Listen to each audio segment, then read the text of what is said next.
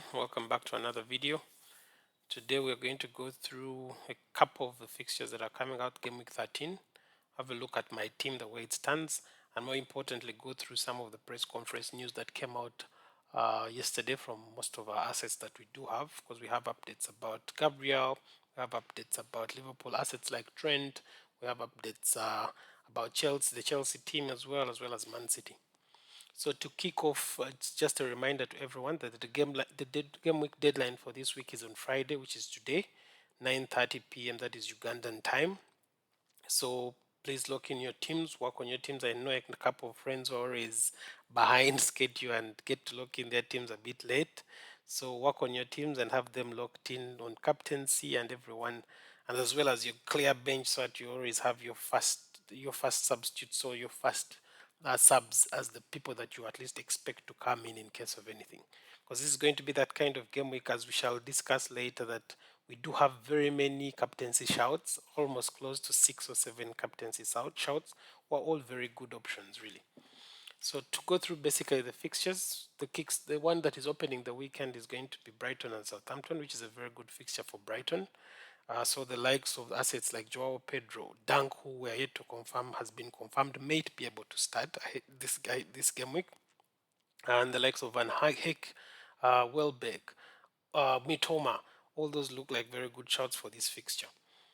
Going forward, we do have a very good fixture as well to open Saturday as well. That is Brentford and Leicester.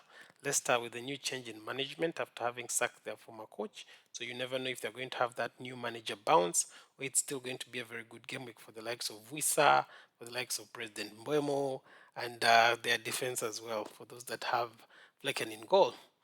The next fixture will be Crystal Palace and Newcastle, the likes of Isak. Newcastle is still an on and off performing team, so we wait to see which kind of Crystal Palace will be able to turn up. We are going to find out the news from Eze in case he's back, because he didn't play the last game week. Ipswich and Nottingham Forest is also a very good fixture for Wood and the rest of the Nottingham Forest defense, because Ipswich going forward is not the best in returns. Wolves versus Bournemouth is a good one as well for the likes of Cunha, for the likes of Nori, and Bournemouth as well, because this is I feel like for both teams involved in this, it is a 50-50 for each. Arsenal plays West Ham, which West Ham is always hot and cold. We don't know which West Ham will turn up. It is a London derby and West Ham is home. I can confirm Kudus will be serving his final ban, so this is the game he misses out on. And any other updates we shall get later. On Sunday, Chelsea playing Aston Villa. Cole Palmer has not returned in a while. He's one that always shines at Stamford Bridge. So we'll wait to see if he's a worthy captaincy shout. Manchester United versus Everton, a good fixture for Manchester United, but a team that is still in transition, trying to get used to Ruben's new tactics and formations and all that. So we wait to see. Spurs Fulham should be a good fixture on paper for Spurs, but it is also a London derby, so we wait to see. And lastly, the game of the weekend, Liverpool versus Man City. With the issues Man City is going through, especially defense-wise, I think it gives a shout to Salah being a good captaincy shout as well. But more importantly, because he's also at Anfield, he's on penalties and set pieces. So that is also something that is to look at. To go directly into our team news, we'll just run through the different teams. For example, Arsenal, we do confirm Kieran Tierney is still out. Ben White is also still out for a few months, as well as Tomiyasu, who still has a knee issue.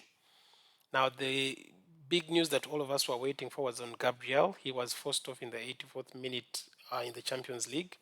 And the update that Teta did mention is like we don't know, because he said he was feeling some discomfort. I was able to make the change for Raheem Sterling to come in, but from the information that he did provide yesterday, he did confirm that he may not be able to. It wasn't as serious as they thought, but he doesn't expect him to start, at least for this game week, or two at most. However, we know Ateta for his, I don't know if I can call them misleading quotes. So for those that have him, I think I can keep him in, because there's no harm really. It's not like he's going to come in the second half or in the last minutes of the game. So there's no harm in you keeping him in your squad, but as long as you have a good backup on your bench, like I mentioned, your bench is going to be very critical. So make sure your first substitute is someone that you are at least contemplating to have in case Gabriel doesn't play. Ezri Konsa was welcomed back. Boubacar Kamara as well to the squad on Wednesday in the clash. So for the likes of me who have Ezri Konsa, he's back and should be okay. While Onana and Jam Ramsey remain sidelined. Those are the updates from Aston Villa. Sinistera hamstring, Alex Scott knee, and Araujo hamstring as well are on the Cherries injury list. But Ryan Christie is welcomed back from a ban, but Semenyo will miss out after collecting his fifth. We did mention this on Monday. Semenyo, those that have Semenyo, he is suspended because of yellow cards. For Brentford, uh, Nogard red carded, so he obviously is going to he's free to feature. Sorry, he was red carded and he has served his ban, so he's going to be so he's expected back after his red card was rescinded. Brentford applied for it to be rescinded and they won the appeal. So he'll be available for game week 13. In Brighton, we do notice that they will be without Carlos Baleva, obviously together with James Milner, Kadioglu, and Adam Webster. Dunk was communicated to have been training. He's back on the grass, but I feel like he's a doubt. He's still a doubt because I think he's going to be eased in. Him together with Solimach and Tariq Lamptey will be eased in, though they are back in full training. Chelsea, I think the only news is still about Reece James as the main person who's confirmed to be out for a while. Levi Colwill and Malo Gusto are struggling with illnesses, though Colwill did play a bit of game week 12, but I think they were cited training and should be back. Pedro Neto missed out last week, as we did notice that he did pick up a knock, I think, on international duty, but I think he should be also be fit to play to play for game week 13. With Crystal Palace, we do confirm that Eberechi should be available. His knock should have been shrugged off and he should be available for game week 13, though he missed out fully on game week 12.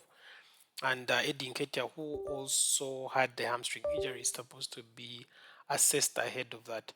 Otherwise, Riyad, Franca, and Daichi Kamada are all going to be out. In Everton, Armando Broya just played a few minutes with the under 21s. Shamiti continues to be out together with Seamus Coleman and James Garner, who is expected back. With Fulham, I think the fresh concerns are only on Joachim Anderson, who felt something against Wolves, but it's something that is to be assessed. Otherwise, Harrison Reed remains out. Jacob Greaves, maybe from Ipswich, we did confirm he was back in training as of game week 12, so we'll wait to see if he can be able to be given a chance for game week 13 as well. In Leicester, Yannick Vestergaard was omitted from game week 12 squad purely for tactical reasons amid rumors of a fallout with Cooper. So with Cooper being fully out, I believe he should probably have his number back. We'll wait to see, because with the new manager in, wait to see who exactly he'll be prioritizing as his main people. In Liverpool, the main update is I think Trent was in the squad. He was on the bench in the Champions League win against Madrid. So he should be in contention to start against Man City. That's what was confirmed by Slot. As for the rest, Alisson, Chiesa, Jota, those I think remain to be assessed. He mentioned there were the Champions League game had come a bit too early for them, so none of them was even on the bench. But we wait to see how that goes. Same applies to Simicas, obviously, but we did note that there was knocks to Conor Bradley and Ibrahima Konate. He did mention that they are still to be assessed, so we hope to see if they may be able to get fit enough to start game week 13 as well. For Manchester City, we do confirm obviously Kovacic, Rodri, and Oscar Bob are fully out. Ruben Diaz is back on training. He was in the bench, and also Jeremy Doku are back. He's also back in training. So wait to see if those two at least can feature against Liverpool. In Manchester United, we did confirm yesterday in the Europa match that Lisandro Martinez did perform. Harry Maguire is also back, though Lenny, Yoro, and Lindelof going to be out, though they were involved a bit in the under 21 teams. With Newcastle, Lascelles, Botman, and Crafts continue to be out, who are going to be sidelined, but there are new concerns over Bruno Guimaraes and Joe Willock, who both had to be substituted in the loss to West Ham. With Nottingham Forest, Elanga is going to be out with a shoulder issue. Morgan Gibbs-White and Elliot Anderson sat out the defeat to Arsenal due to just a few niggles, so hopefully those two can be able to return in this very good fixture they have next. Southampton, we do have the likes of Bednarek, Ramsdale. The entire team that we mentioned that missed out against Liverpool continues to be out. Paul Onawachu was substituted in the Liverpool match, but it seems like it was just fatigue, so he should be able to be in contention to start this game week. However, Adam Lallana is a bigger worry with a hamstring issue. Now with Spurs, Van de Ven, Mickey Moore, Richarlison, Odobe all continue to be out, and obviously Rodrigo Bentancur continues to serve his 7-match suspension. The new inclusion to the injury list was Vicario, who noted underwent surgery, so he's going to be out for a while. That obviously gives room for Fraser Foster, who's going to be in goal for Tottenham going forward. West Ham, as I mentioned earlier, Kudus going to serve his final game ban. And then obviously Nicholas Fulkrug also continues to be out with an Achilles injury. That is it from West Ham. And then lastly from Wolverhampton, the only update is we do know Sarabia, Craig Dawson, Sam Johnston all sat out the win over Fulham, but as per Gary O'Neill's communication, he expected all the three to be back for game week 13. However, Mosquera, Traore, Kalazik, Enzo all continue to remain out. Those are the few updates that we have from the different teams, really. Now, to go directly to how my team will be lining up, in goal, I'll be with Raya. My defense will be having Nori, Robinson, and Konsa, who plays against Chelsea, who's at least back, I believe. My midfield has, I think, 5 players who can be captaincy shout on any game week, or specifically this game week, because currently the captaincy is on Salah, but I believe Palmer is a very good shout with a game at home against Aston Villa, which is not looking good defensively. Salah looks like he might remain with it because of the issues Man City is going through, especially defensive wise. We wait to see if there is any updates on the likes of Ruben Diaz or any other, or John Stones, any other person that can help to bolster their defense. But it doesn't look good considering that the midfield is weaker as well as far as defensive cover is concerned. So my armband may remain on Salah for now, but I wouldn't fault anyone that goes with Bruno Fernandes against Everton, Mbeumo against Leicester, Son against Fulham. Those are all very good shouts. So fingers crossed to whoever you pick, and hope your captaincy is a very good selection. My striking will be led by Joao Pedro, who plays Southampton, who's also a very good shout as well, and Cunha, who plays Bournemouth.